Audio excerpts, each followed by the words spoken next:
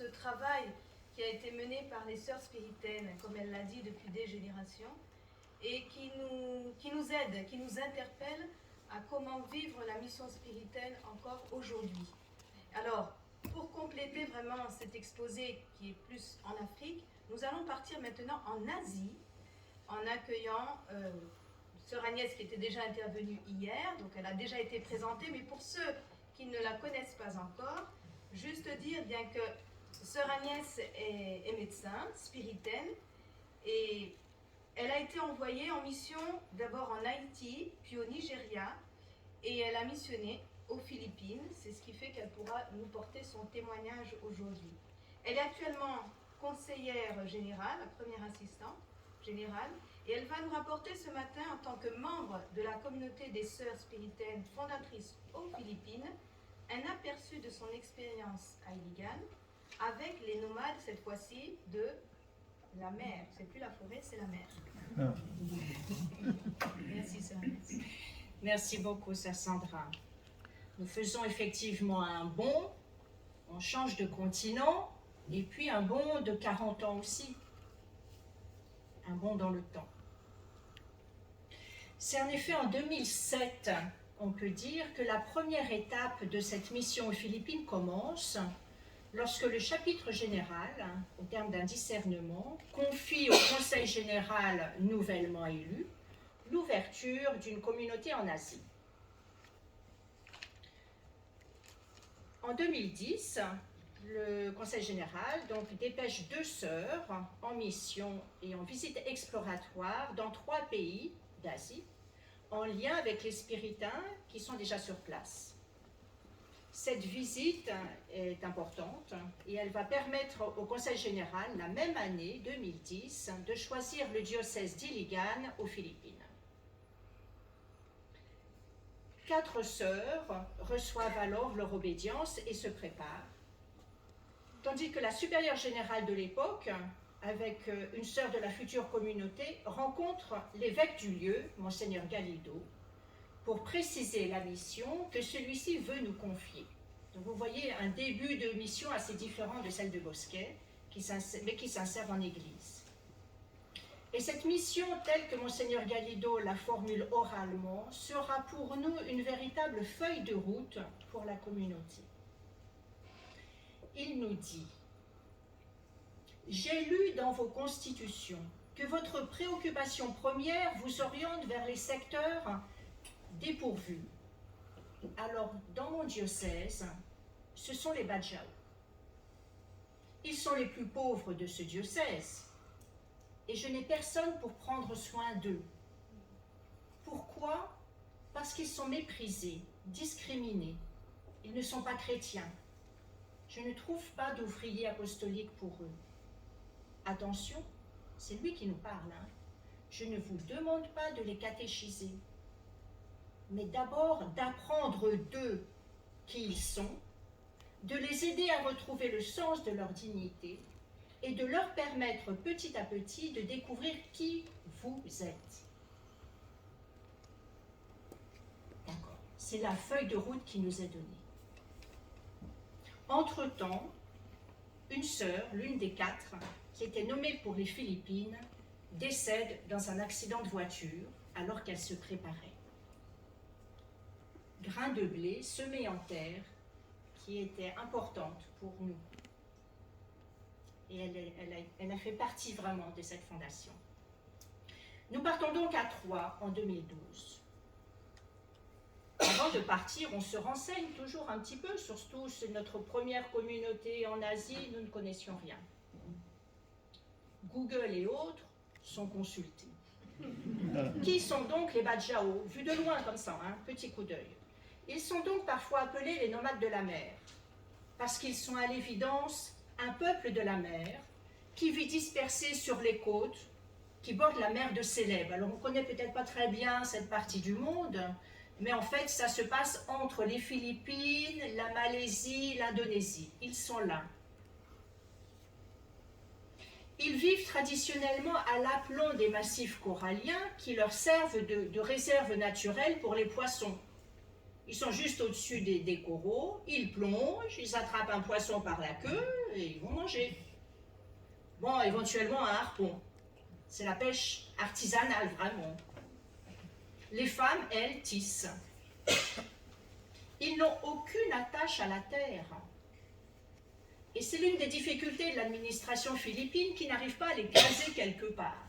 Ni ils sont une ethnie majoritaire, bien reconnue, ni ils ne font partie des peuples indigènes. On s'est un jour pointé dans une réunion et on s'est fait ramasser, bien ramasser.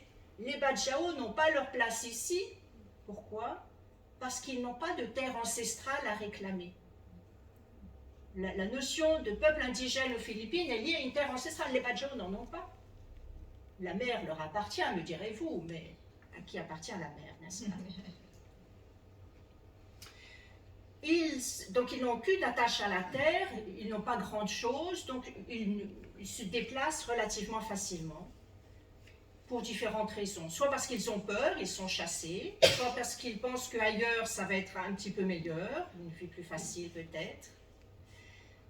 C'est ainsi que les Badjao sont arrivés à Iligan au début des années 80, à un moment où ça allait mal dans le sud-est des Philippines à cause de la violence, des combats qui opposaient le front de libération nationale des Moros, ce qu'on appelle les Moros, qui est un peu les musulmans là-bas, les musulmans regroupant différentes ethnies, et les forces armées gouvernementales. Ils ont donc fui, ils sont repartis, et un certain nombre sont arrivés à Iligan. En gros, c'est le tableau de départ. Maintenant, nous arrivons aux Philippines, ne connaissant rien de rien. Nous avons suivi pendant 6 mois, les 6 premiers mois, un cours intensif de langues et cultures bisaya, qui sont la langue et la culture dominante à Iligan. Une étape indispensable, n'est-ce pas, pour permettre non seulement de parler, mais de comprendre un peu les codes sociaux, l'organisation de la société, de l'église locale. Enfin, une étape essentielle pour comprendre les progrès que nous devrons faire pour éviter de blesser la sensibilité vive de nos amis. Enfin, nous arrivons à Iligan en 2013. On est arrivé en 2012 à Mindanao, mais dans une autre ville pour la session, et puis en 2013 à Iligan. Où sont donc les Badjao? Les repérer, c'est très simple. Si vous arrivez par bateau, gros bateau, parce que c'est une île, si vous arrivez par bateau, les Badjao sont dans ce qui vous apparaît comme de minuscules embarcations. Et ils vous regardent et ils attendent que vous leur lanciez quelques pièces de monnaie. À ce moment-là, ils vont plonger, les récupérer et vous les montrer fièrement. Si vous arrivez par bus et que vous traversez la ville à pied, c'est encore plus facile. Les Badjao sont les mendiants en haillons qui vous accrochent, piétons ou automobilistes, et qui demandent une aumône. Ainsi donc, c'est clair. Les Badjao sont des pauvres qui mendient suite à une histoire malheureuse. Où vivent-ils? Les gens d'Iligan ne le savent même pas. Nous les trouvons. Ils vivent entassés dans une petite partie d'un quartier pauvre appelé Tambacan. Tambacan, c'est un mot qui signifie un tas de détritus. Ça dit déjà quelque chose. En effet, c'est une ancienne décharge publique à quelques pas du vieux marché d'Iligan. En venant de ce marché, vous venez un petit peu de loin, vous allez passer sur un pont suspendu qui vous balance un petit peu. Le quartier Badjao semble très joli, c'est très romantique, avec ses huttes plantées sur de longues jambes de bambou au-dessus de la mer à marée haute. Vu de près, le romantisme disparaît. L'odeur vous prend à la gorge. La saleté est omniprésente. Et pourtant, dans ce lieu si parfaitement insalubre, se dégage une extraordinaire impression de joie, de vitalité, une joie de vivre. Les mêmes personnes que vous avez rencontrées 1 heure plus tôt dans la rue, misérables, craintives, sont ici, chez elles. At home, diraient les anglophones. Et ça fait toute une différence. Nous commençons par la visite des familles, une par une, grimpant dans leur hutte oscillante. On se met spontanément à quatre pattes parce que la hutte bouge au-dessus des vagues, n'est-ce pas? Choc. Choc de découvrir une jeune fille d'une douzaine d'années sur le point de mourir d'une tuberculose non traitée et qui décède. Trop tard. Nous organisons donc quelques consultations médicales au sein même du campement. C'est notre première porte d'entrée. Nous faisons connaissance avec les Badjao. Les Badjao aussi font connaissance avec nous. Il est donc tout aussi vrai que les Badjao nous observent et s'interrogent. Qui sont-elles, ces femmes? Il y en a des blanches et des noires. Mais le plus étrange, c'est qu'elles ne nous donnent pas d'argent. Que viennent donc-elles faire ici si elles ne nous donnent pas d'argent? La réponse est venue, petit à petit, des grands-mères. Ce sont des sorcières. Vent de panique dans le campement. Les enfants n'osent plus venir jouer avec nous. Mais la curiosité l'emportant, ils viennent nous examiner, nos cheveux, nos yeux, notre peau, notre façon de manger. Ils nous placent un petit biscuit dans la bouche, très délicatement, mais il n'y a pas moyen de tricher, vous l'avalez. Conclusion des enfants après quelques jours, nous ne sommes pas des sorcières. Mais qui nous sommes reste un mystère. Rapidement, nous comprenons que les consultations médicales ne sont pas le bon chemin pour avancer. L'éducation, comprise au sens large, offre plus de possibilités. Nous ouvrons donc ce que nous appelons pompeusement un préscolaire au sein même du campement Badjao. Le fait de passer toutes nos journées au cœur même de ce campement nous permet d'apprendre beaucoup de choses de leur vie quotidienne, leur façon de faire face aux événements, la fragilité de leur vie. Petit à petit, nous partageons leurs sentiments, leurs joies, leurs souffrances, leurs angoisses, leur désespoir. Nous apprenons la violence de tous ces sentiments chez eux, mais aussi la versatilité de ces sentiments. Deux personnes prêtes à se tuer un jour, le lendemain, seront amies. Nous apprenons à nous situer petit à petit avec plus de justesse, à nous laisser toucher sans nous laisser embarquer sur des chemins qui pourraient être des impasses. Nous avançons. Impossible de décrire l'excitation, l'émerveillement, la stupéfaction des Badjao en découvrant qu'un jour, Alex, turbulent gamin Badjao, sait lire. C'est une merveille. Tout d'un coup, le gamin a un déclic. Il sait lire, il a compris. Et il va se mettre à enseigner à son papa d'ailleurs. Ainsi donc, découverte, un Badjao est capable de lire. Alors l'idée germe, bien sûr, dans la tête des parents, est-ce que mon enfant aussi pourrait, peut-être, apprendre? Une opportunité nous est offerte, inscrire des enfants dans un centre de tutorat en ville. Parce qu'il faut voir que ni les écoles, ni les enfants ne sont prêts à cette rencontre. Donc un centre de tutorat en ville, c'est-à-dire un centre où l'enfant va être guidé dans son apprentissage avec juste un adulte en face de lui.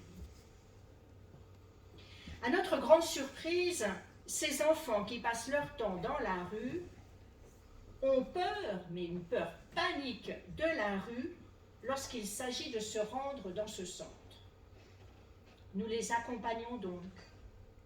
et découvrons un peu ce qu'ils endurent lors de leur sortie. Provocations, moqueries, insultes, bousculades. Ils nous enseignent à supporter cela sans broncher. L'évêque accepte de louer un appartement qui nous sert de centre éducatif de jour pour accueillir les enfants. Depuis le début, des mamans sont associées à notre travail,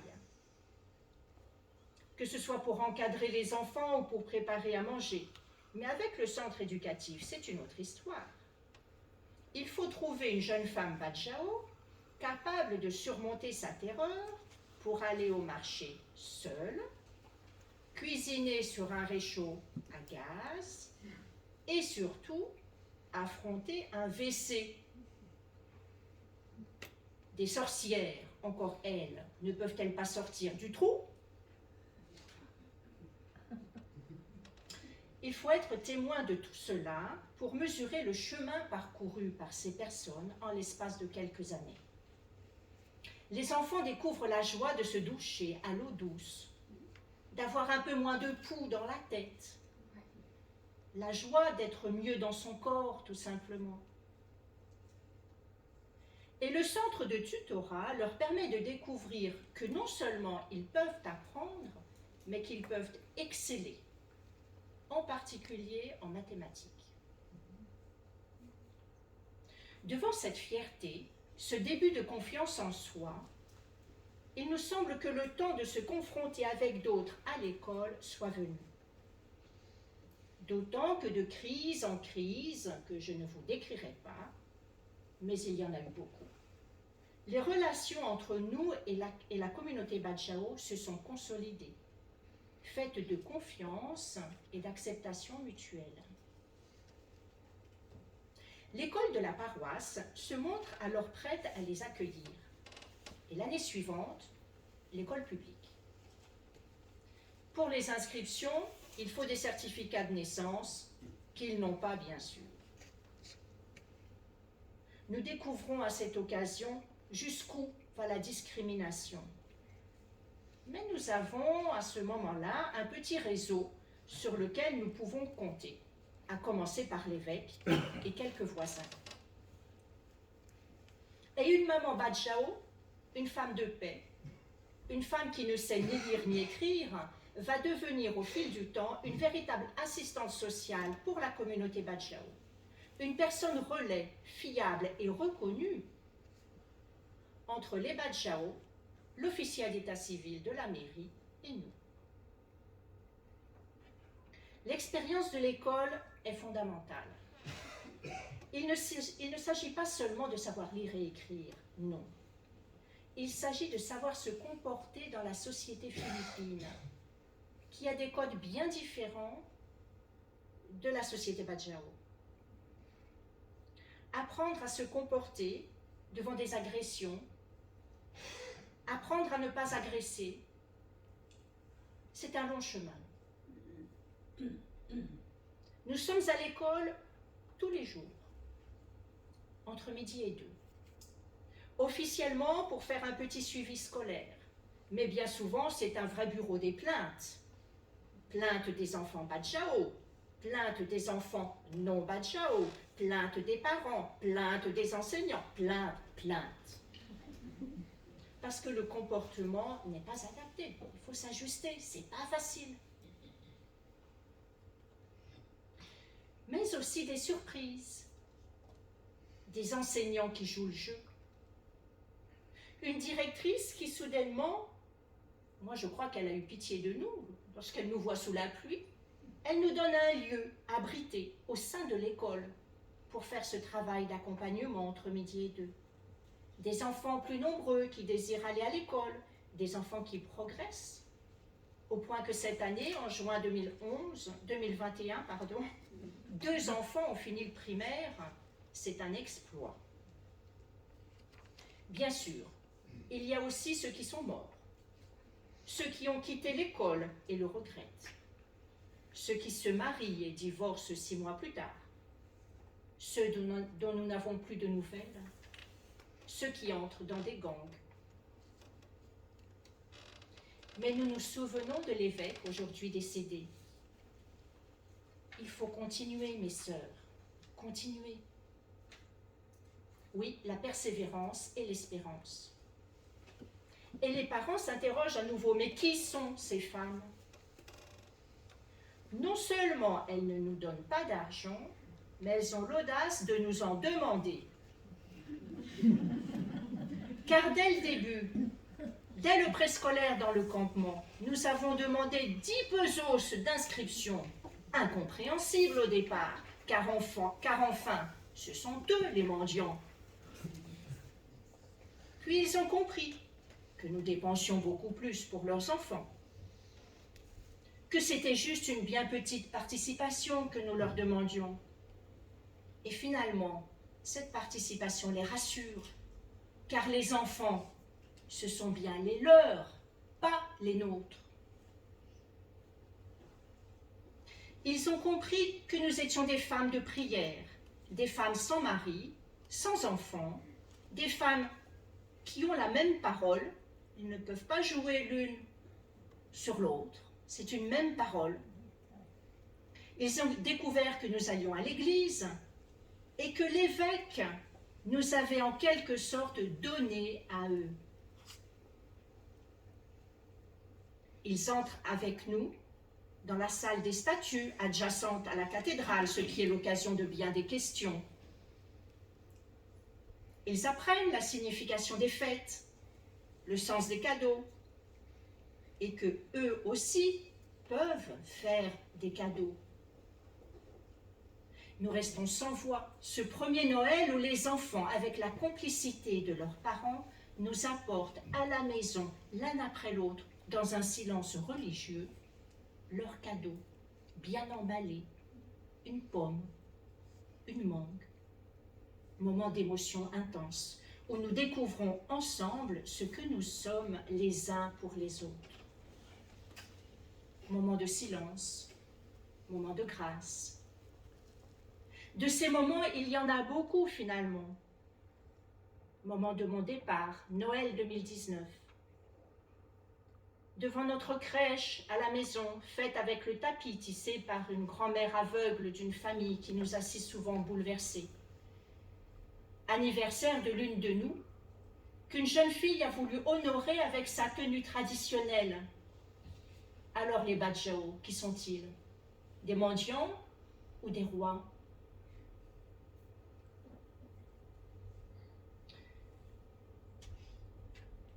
Le premier à briser le mur de la discrimination dont souffrent les Badjao est assurément l'évêque, un évêque philippin. Il est venu dans le campement Badjao à plusieurs reprises, ce qui n'est pas facile. Il connaissait l'un ou l'autre Badjao par son nom. Il nous demandait de ses nouvelles.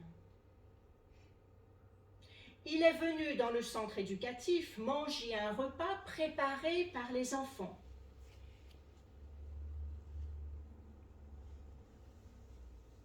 Il a invité les enfants et leurs parents pour son anniversaire. Bien peu de choses, me direz-vous. Erreur. Erreur. L'attitude de l'évêque est véritablement évangélique et bouleversante pour les Philippins de la ville. Pour les prêtres. Les Badjao ne s'y sont pas trompés. À sa mort, bien des Badjao ont surmonté leur timidité pour entrer dans la cathédrale et venir dire au revoir et pleurer Kuya Bishop, ce qui signifie grand frère évêque.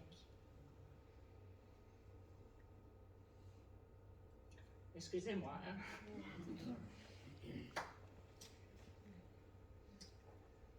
Je pense qu'il n'y a pas eu plus bel hommage.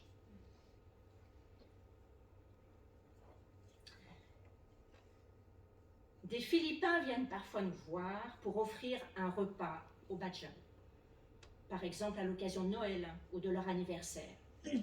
Acte de charité, bien sûr.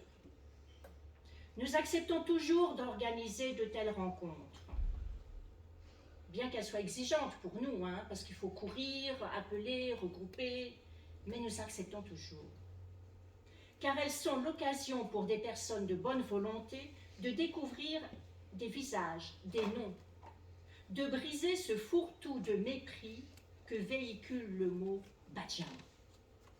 À tel point que certains leur disent « il faut que vous deveniez des good Jao, parce que vous êtes des bad Jao, des mauvais Jao. » Vous comprenez, Bajau. Très, très fort, hein, très fort. Et peu à peu, des personnes avec les Bajau font connaissance. Ils se saluent dans la rue, même quand les enfants sont en train de mendier. Ce sont alors des personnes qui se rencontrent. Un prêtre nous glisse discrètement « J'ai honte. Je pensais qu'on ne pouvait rien faire avec ces Bajau. Que Dieu me pardonne. » Une dame, chef d'entreprise, que nous avions invitée à notre modeste fête de fin d'année sur une idée d'un père spiritain d'ailleurs, abasourdie de découvrir des enfants et des parents Bajau propres, beaux, faisant leur présentation normalement, nous déclare « Mes sœurs, je prends en charge tous les frais de la prochaine rentrée scolaire pour tous les enfants. » Et elle a tenu parole. 2 mois plus tard, on va la trouver, elle tient parole. Elle a découvert que ces enfants si horripilants dans la rue, par leur comportement, sont simplement des enfants, comme les autres, mais avec une autre histoire et une autre réalité. Reconnaissons cependant que très peu de personnes supportent de venir les visiter dans leur campement. Et certains qui l'ont fait une fois reconnaissent avec tristesse et sincérité qu'ils n'y retourneront pas, trop choqués malgré les précautions que nous prenons pour les préparer. Mais souvent, ces personnes nous aident d'une autre manière.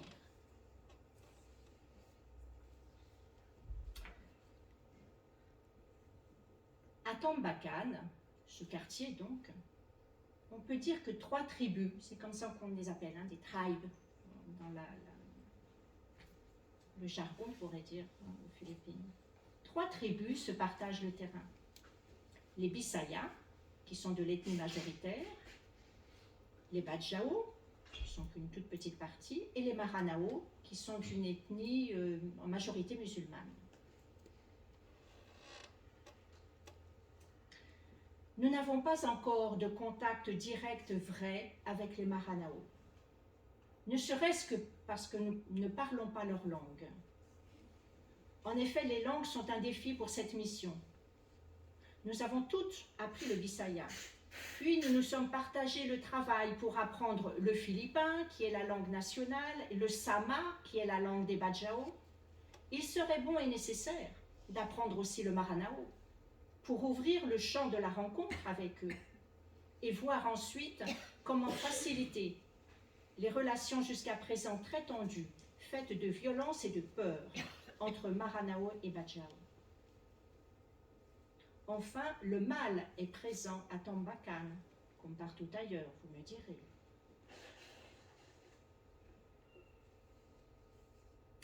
Le mal. À dire vrai, nous évitons de le rencontrer frontalement. Il a pour nom drogue, groupe terroriste, cyberprostitution. Nous nous sentons dépassés. Par notre accompagnement des enfants et des parents Bajau, nous essayons de les mettre en garde contre ces fléaux. Mais nous savons bien que nos paroles ne pèsent pas lourd face à quelques billets.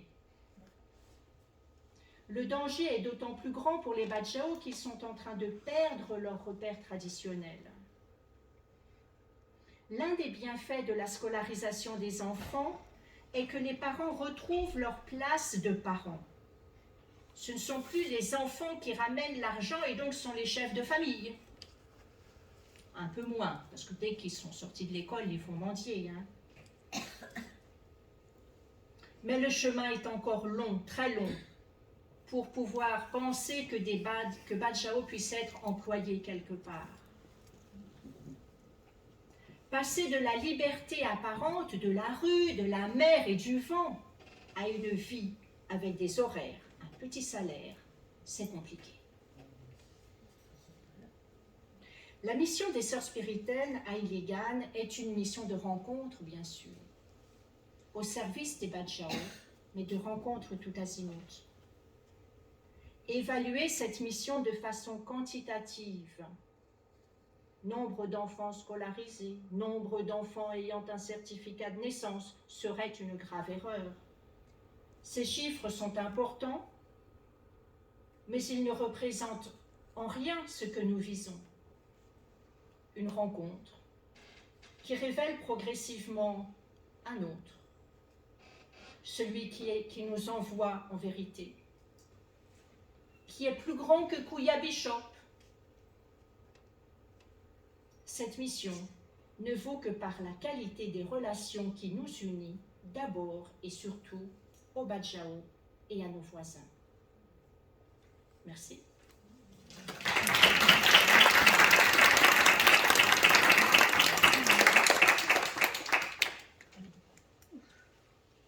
Merci beaucoup, sœur Agnès, pour cet exposé sur le peuple des Badjao, peuple nomade de la mer.